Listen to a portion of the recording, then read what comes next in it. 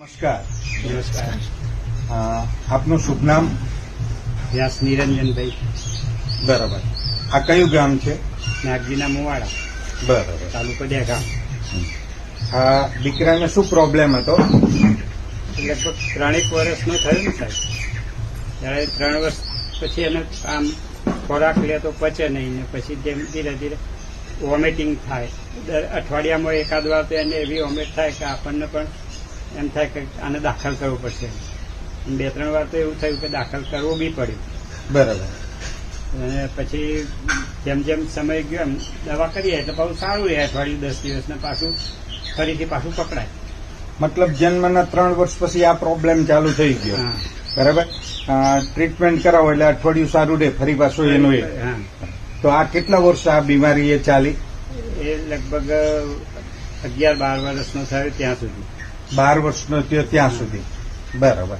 અઠવાડિયા 10 દિવસે આ તકલીફ રહેતી જ હતી તમને? બીજી કોઈ તને તકલીફ રહેતી?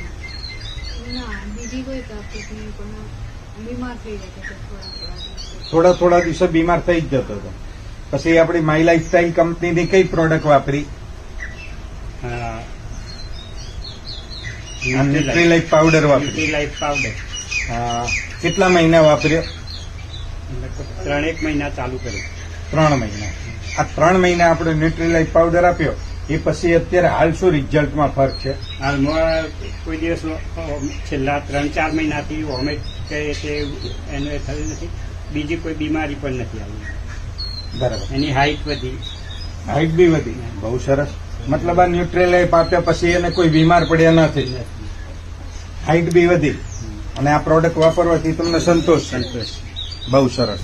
તો જે બીજા મિત્રોના ત્યાં બાળકોને આવો પ્રોબ્લેમ હોય તો એને આપણે કહી શકીએ કે ભાઈ તમારે પણ આ પ્રોડક્ટ વાપરો. બહુ સરસ. તો તમે સમય આપ્યો એ બદલ તમારો ખૂબ ખૂબ આભાર. જય હિન્દ, જય માય લાઈફ સ્ટાઈલ.